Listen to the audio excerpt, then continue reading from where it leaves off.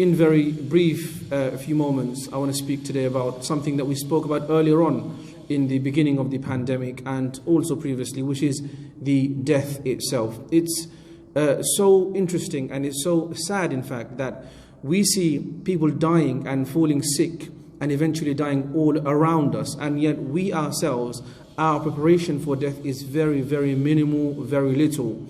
Young people especially, who have a few years ahead, they think they have in their 20s or 30s, they think that death is very, very far away. They feel that they're invincible, untouchable, and that may be the case for many people. But nonetheless, we know, me and you, all of us know, that death has no set appointment. It will come exactly when it's supposed to, in the knowledge of Allah. But as for us, people often die from accidents, people die from just being fully healthy in the middle of a football pitch, and this happens all of the time. And so for us to see death all around us and then not feel the importance of preparing for death is very inappropriate. It's very silly of us, if you like.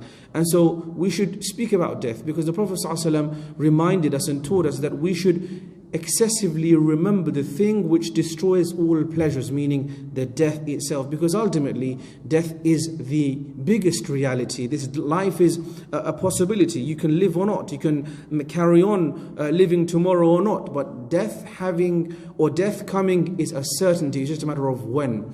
And so therefore it is unwise for us to delay the remembrance of death, or to not plan for it. The Quran is very clear in so many ayat that every single soul will have to taste death. Every single thing will be destroyed. Kullu shay'in halikun illa wajha, kullu man alayha fan. Everything will be destroyed. And the deaths are so frequent that every 2 seconds there's a death. Every 2 seconds someone's passed away. About 105 deaths per minute, 6,316 deaths hourly in normal times. With the COVID-19 and the pandemic and the absence of healthcare for other illnesses, it's definitely and surely more. It's more than 151,000 deaths per day on a global scale. On a yearly basis, more than 55 million people pass away. That's in normal times. Now imagine with the increase of war, conflict, COVID-19, other illnesses. Death is a widespread thing. And so for us, the reminder today is that we should take heed, because wallahi, death will come. It's just a matter of we don't want to be struck by surprise and not being prepared. Imagine dying when we are doing the worst of our actions, like for example not praying, not having fulfilled the rights of Allah, the rights of your parents, the rights of your spouse, the rights of your children.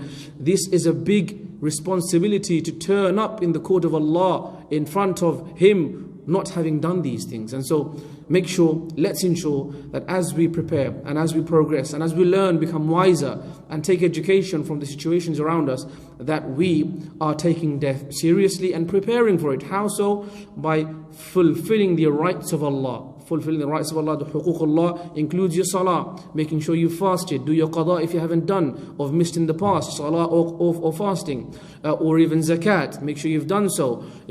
Listening to your parents is also an obligation. Hajj, planning for it when and when possible, if you are eligible for Hajj.